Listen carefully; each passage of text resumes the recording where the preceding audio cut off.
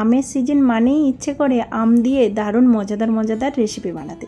আজকে বানিয়েছি আম আর নারকেলের লাড্ডু, যেটা খেতে দারুণ টেস্টি। এর জন্য দুটো হিমসাগর আম নিয়ে নিয়েছি আমি। আমগুলো পিস পিস করে কেটে মিক্সিং কন্টেনারের মধ্যে নিয়ে নিয়েছি। জল ছাড়া একদম স্মুথ আমের পেস্ট তৈরি করে নেব। এখানে কিন্তু কোনোভাবে আমের লাম্প থাকলে হবে না, সেক্ষেত্রে কিন্তু আমটা চাইলে ছেঁকে নিতে পারেন। আমি যদিও ছেঁকে নিইনি, এমনি সুন্দর স্মুথ পেস্ট তৈরি হয়ে গেছে, তাই ওটা এইভাবেই ইউজ করে নেব। আমের পেস্ট তৈরি করা হয়ে গেছে, এবারে চাই নারকেল কোড়া, যার জন্য একটা নারকেলকে এইভাবে জল দিয়ে আমি দাগ দিয়ে নিচ্ছি। এই দাগ দেওয়ার একটাই কারণ, দাগ দিয়ে দিলে ইজিলি নারকেলটা ফেটে যায়। তো এবারে নারকেলটা ভেঙে নিয়ে ছোট ছোট করে তুলে নেব নারকেলগুলোকে।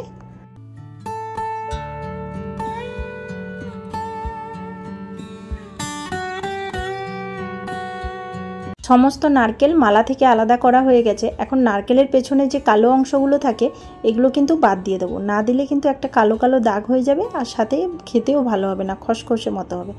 সমস্ত নারকেলের খোসাগুলো পেছনে ছাড়িয়ে দিয়ে ছোট ছোট পিস পিস করে মিক্সিং কন্টেনারের মধ্যে নিয়ে জল ছাড়াই কিন্তু মিক্সিং কন্টেনারের মধ্যে ফাইনালি গ্রেট করে নেব নারকেলগুলোকে।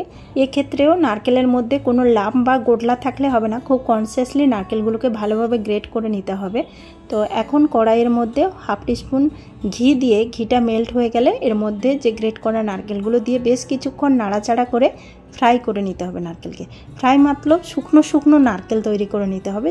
মানে বাজারে আমরা যে ডেসিকেটেড নারকেলগুলো কিনতে পাই, মানে ফ্রাই করা একদম শুকনো শুকনো নারকেল কিনতে পাই, ঠিক সেই রকম তৈরি করে নিতে হবে। চাইলে ওই নারকেল দিয়েও ডাইরেক্ট আমের লাড্ডু তৈরি করতে পারবেন। সেক্ষেত্রে এই যে প্রসেসটা করছি এটা করার দরকার নেই, এটা ড্রাই হয়ে গেলে যেই প্রসেসটা করছি ঠিক সেরকম করলেই হবে।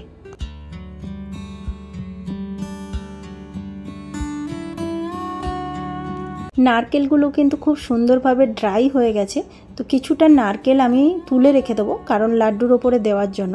এখন যে পেস্টটা তৈরি করেছিলাম আমের, ওটা নারকেলের মধ্যে দিয়ে দেবো। দিয়ে বেশ কিছুক্ষণ নাড়াচাড়া করে এখন আম আর নারকেল ভালোভাবে মিক্স করে নেব। এই লাড্ডু বানানোর পুরো প্রসেসটার ক্ষেত্রে কিন্তু গ্যাসের ফ্লেম মিডিয়ামে থাকবে, হাইতে থাকলে কিন্তু কড়াইতে লেগে যাওয়ার ভয় থাকে। আমি এখানে 1 টিস্পুন চিনি অ্যাড করেছি, চাইলে চিনি আপনারা নাও অ্যাড করতে পারেন। দারুণ মিষ্টি খেতে হয়, যেহেতু হিমসাগর আমটা মিষ্টি এবং নারকেল হালকা মিষ্টি থাকে। সাথে গুঁড়ো দুধ অ্যাড করছি 5 টিস্পুন, তাই চিনিটা অ্যাড না করলেও হবে, বেশ সুন্দর মিষ্টি হয় জিনিসটা। মিল্ক পাউডার অ্যাড করে বেশ কিছুক্ষণ নাড়াচাড়া করে নিয়েছি, ভালোভাবে মিক্সিং হয়ে গেছে। এখন দিয়ে দেবো এলাচ গুঁড়ো, 3টে এলাচকে ভালোভাবে গুঁড়ো করে দিয়ে দিচ্ছি, যেটার কারণে একটা সুন্দর গন্ধ বেরোবে মিষ্টি থেকে। তো দেখুন কি সুন্দর কড়াই ছেড়ে মিষ্টির ব্যাটারটি উঠে আসছে। তো সুন্দরভাবে রেডি হয়ে গেছে। গ্যাসের ফ্লেম অফ করে 5 মিনিট রেখে দেবো। হালকা ঠান্ডা হয়ে গেলেই মিষ্টির শেপ দিতে আরম্ভ করব। হালকা হাতের চাপ দিয়ে কিন্তু মিষ্টিগুলো রেডি করব, বেশি প্রেসার দিলে কিন্তু মিষ্টিগুলো মাঝখানে ভেঙে যাবে।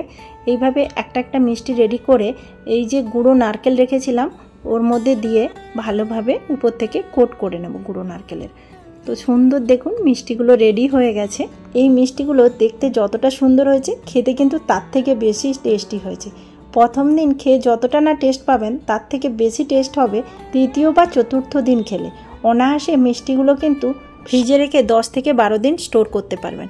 যত দিন যাবে মিষ্টির টেস্ট তত বাড়বে। আমার রেসিপিটি আপনাদের কেমন লেগেছে কমেন্ট করে জানাবেন। ভালো লাগলে লাইক করবেন, চ্যানেলটি সাবস্ক্রাইব করে পাশে থাকবেন। সবাই ভালো থাকবেন, হ্যাপি থাকবেন।